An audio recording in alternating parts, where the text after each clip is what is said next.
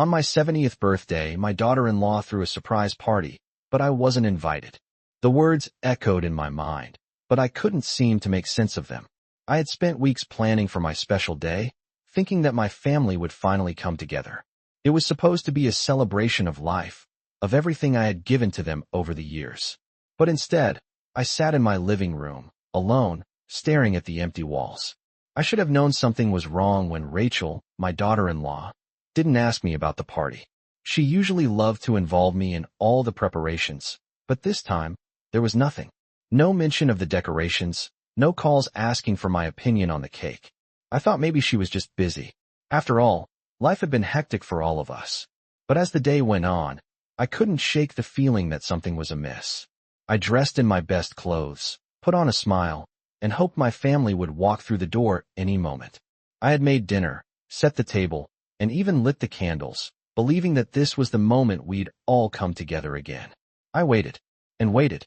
As the hours passed, the candles burned down, and the table sat untouched. At 7:30, I called my son, Mark, to ask where they were. No answer.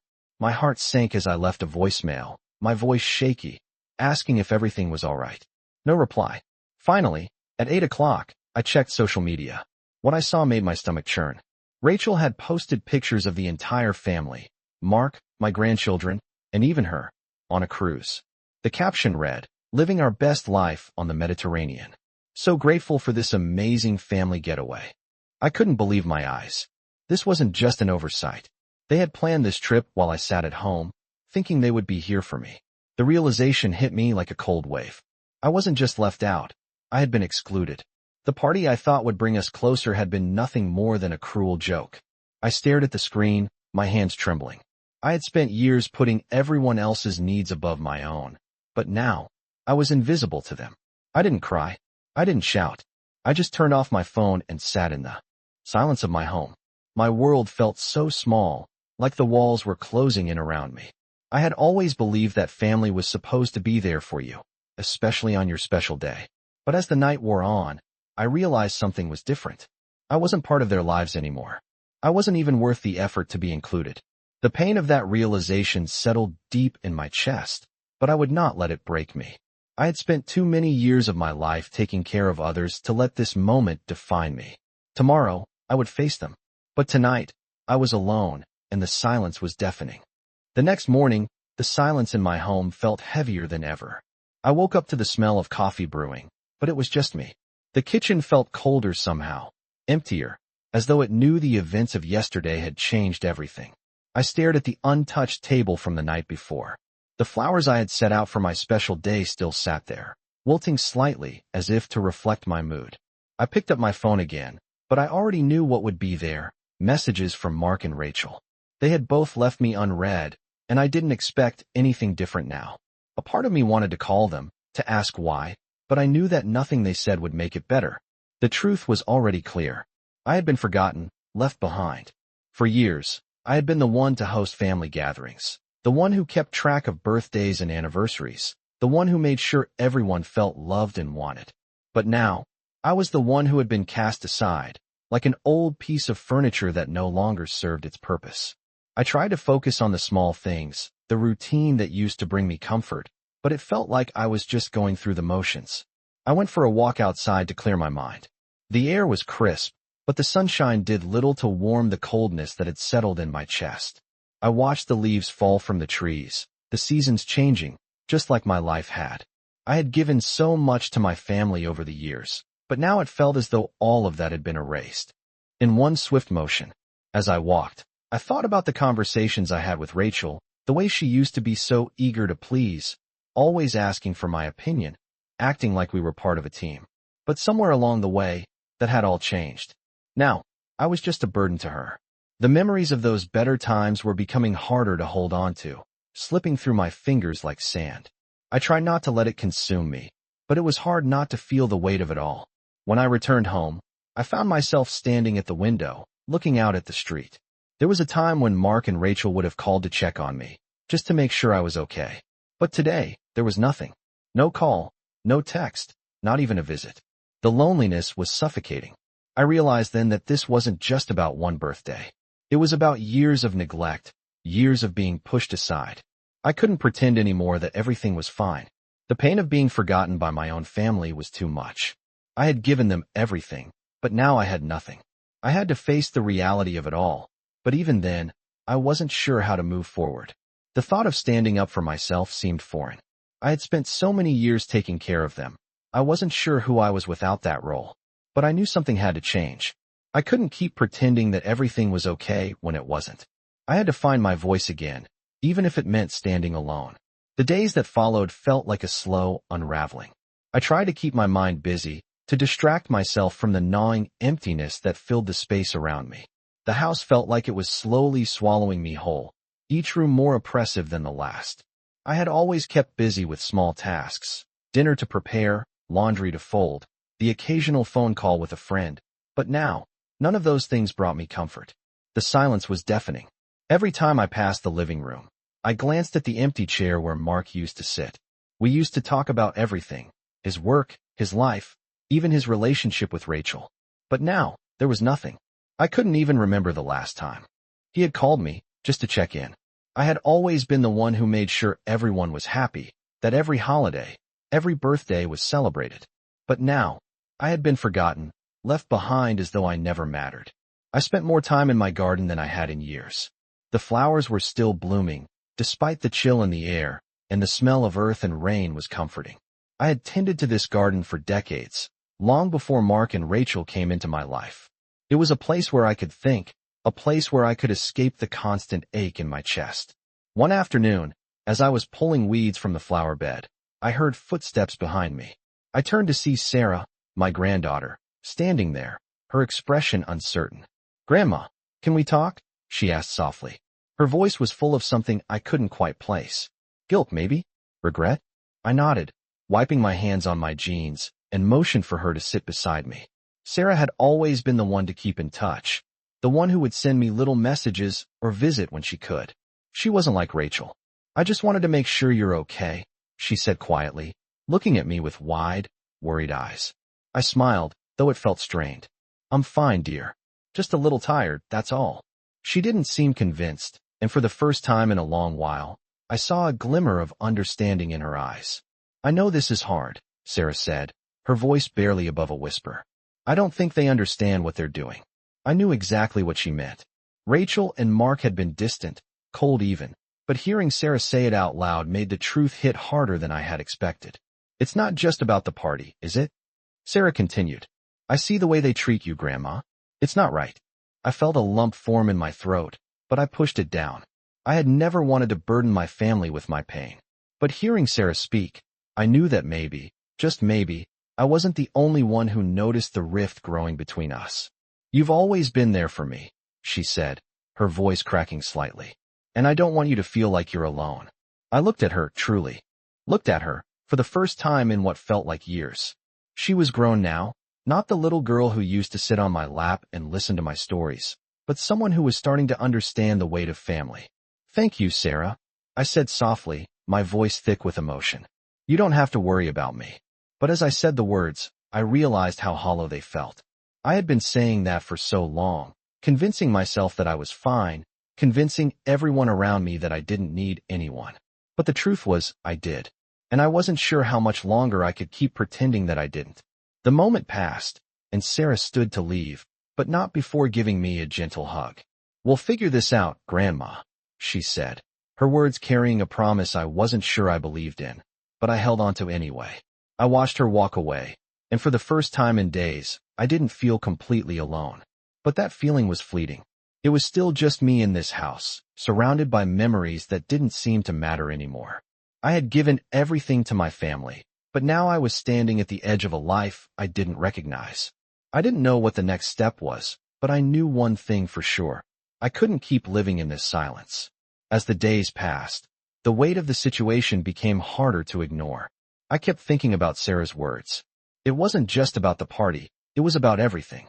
The subtle ways they had distanced themselves from me over the years, the unspoken truths that I had tried so hard to overlook. I thought back to all the family gatherings, the holidays where I had worked so hard to make everything perfect, only to be left standing in the background, quietly doing everything without asking for anything in return. I thought of the countless meals I had cooked, the gifts I had bought, the hours spent cleaning and decorating for occasions that no longer seemed to matter. And yet, in all those moments, I had been convinced that I was doing it for the family, for the people I loved, for the people who should have loved me in return. But now, it felt like all that effort had been in vain. It felt like I was nothing more than a tool, a servant to their needs, to their desires. I had given everything to them, but what had I gotten in return? What had I really meant to them? I tried to shake the thoughts from my mind, but they lingered. There was no escaping the reality that was now in front of me. Mark and Rachel had made it clear they had moved on from me. And as much as I hated to admit it, I knew I had to move on from them too.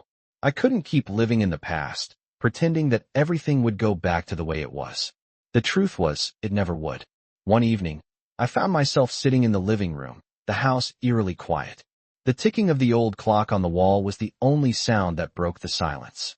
I had always found comfort in that sound, the steady rhythm that reminded me that time was still moving forward. But now, it just served as a reminder of how much time had passed, how much had changed, how much I had lost. I thought about what Sarah had said, that maybe they didn't understand what they were doing. Maybe they didn't realize how much it hurt. But deep down, I knew that wasn't true. They knew exactly what they were doing. Rachel knew what she was doing. And Mark, my own son, had turned a blind eye. The pain I felt wasn't just from the party or from being left out of their plans. It was from the realization that they didn't care. They didn't care about me the way I had cared for them. They didn't care about the sacrifices I had made, the love I had given. And now, I had to decide what to do about it. I could let it destroy me, let it tear apart everything I had left of my family. Or I could finally take control, take back what little dignity I had left. I had spent my life giving, but I had never taken anything in return. Maybe it was time for that to change. It wasn't going to be easy, and it wasn't going to happen overnight. But I knew one thing for sure. I wasn't going to let them define me anymore. I wasn't going to let their indifference steal my happiness. I wasn't going to let them win. The next few days were a blur of quiet decisions and unspoken realizations. I spent a lot of time sitting by the window, watching the world pass by, wondering when my life had become so empty. It was as if everything I had built, everything I had worked for, had disappeared in the blink of an eye. I had always been the one to hold things together, the one to keep the peace, to ensure that no one felt alone. But now, in this silence, I realized that I had been the one left behind. No one was there to make sure I was okay. No one called, no one checked in. I hadn't heard from Mark in days, and Rachel's absence felt like a shadow hanging over everything. I didn't even know what to say to them anymore. The words I wanted to speak felt like they would never reach them. But then, something shifted inside me. The quiet, the loneliness, it wasn't going to destroy me. It wasn't going to be the end of me. It was time to take control, time to stop waiting for them to come to me. I didn't need them. I didn't need anyone to validate my worth. I was more than just a mother, more than just a grandmother. I had lived a full life, one that didn't need to revolve around the approval of others. That morning, I woke up with a sense of clarity. I had spent so many years bending over backward for them, giving up parts of myself in the process. But now, I was ready to reclaim those parts. I wasn't going to keep living in the shadows of their indifference. I wasn't going to stay in a house that reminded me of everything I had given up.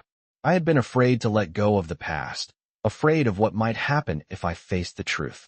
But now, the fear wasn't as strong as the need to move forward. It was time to start over. It was time to find my own happiness on my own terms. I decided to take a trip, to leave for a while and clear my mind. Maybe I would visit some old friends, or maybe I would just walk the streets of a city I had never been to, alone. The thought of it gave me a strange sense of peace, as though a door was opening, one I hadn't even realized was there. I didn't know where it would lead, but I knew it was the right direction. For the first time in a long while, I felt like I was standing at the edge of something new. Something that didn't require the approval of Mark or Rachel or anyone else for that matter. It was my time now. And whatever happened next, I was going to face it head on. No more waiting, no more being forgotten. It was time to live for me. It had been a week since I made the decision to leave. The days stretched on slowly, but there was a lightness to my step that I hadn't felt in years. I was no longer waiting for calls that never came or for apologies that would never be spoken. I had taken back control of my life, and it felt liberating. The trip I had planned was meant to be a fresh start, a chance to put distance between me and everything that had weighed me down. I didn't know exactly where I was going, but I didn't need to.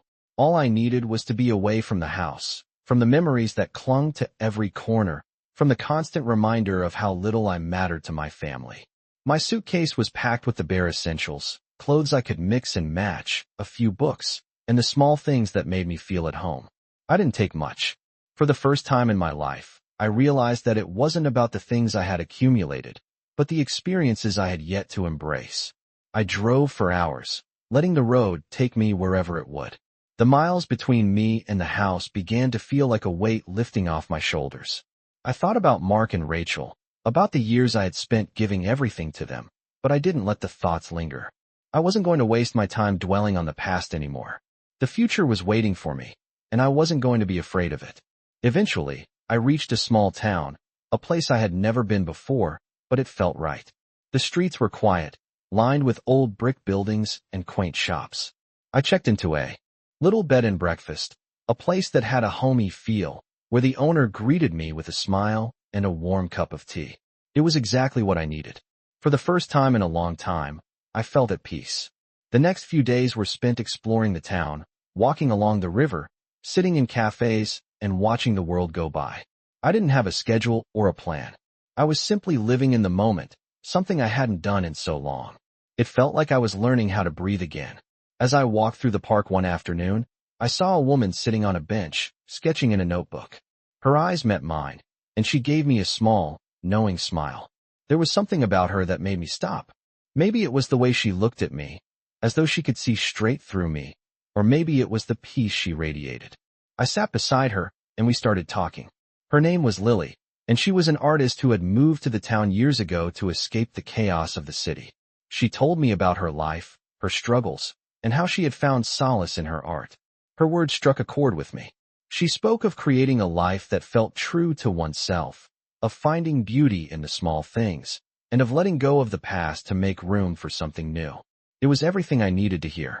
Lily's presence was a reminder that I didn't have to carry the weight of my past with me forever. I could let it go. I could create a new story for myself. It wasn't going to be easy, and it wasn't going to happen overnight, but for the first time in a long time, I felt like I had hope. I wasn't broken.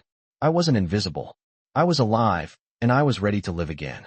The days blurred into each other as I settled into my new routine in the small town. Life, without the constant hum of family obligations, felt strangely peaceful. I had always been someone who thrived on doing for others, but now I was learning how to do for myself. The mornings were mine to enjoy, quiet walks along the river, the sound of birds in the trees, the occasional greeting from a local passerby. There was no rush, no expectations, just the simple rhythm of life. One afternoon, as I sat in a small cafe, sipping my tea, I realized something that took me completely by surprise. I wasn't just surviving anymore. I was living. For the first time in so long. I wasn't waiting for someone to acknowledge me, to tell me I was doing well, to tell me that they loved me. I was finding peace in my own company, in the quiet moments that I had so often overlooked. It wasn't easy, of course. The ache of the past still lingered, like an old wound that refused to heal. I still thought about Mark, about Rachel, about everything that had led me here.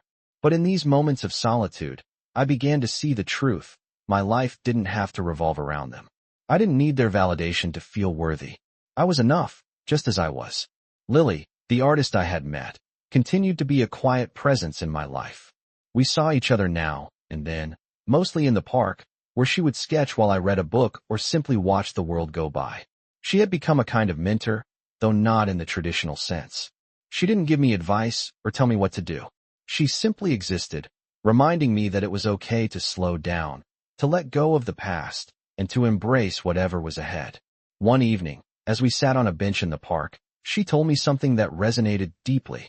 Sometimes, she said, we hold on to things because we're afraid to let go. But what we don't realize is that holding on can be the thing that keeps us stuck. Letting go isn't about forgetting, it's about freeing yourself. Her words hung in the air, and for the first time, I understood what they meant. Letting go wasn't about erasing the past. It wasn't about pretending it never happened. It was about acknowledging the hurt, accepting it, and then moving forward. I didn't have to carry the weight of my past with me anymore. I could choose to leave it behind. That night, I went to bed with a sense of peace I hadn't felt in years. I wasn't sure what the future held, but for the first time in a long time, I was excited to find out. I had spent so much of my life looking backward, trying to make sense of what had been.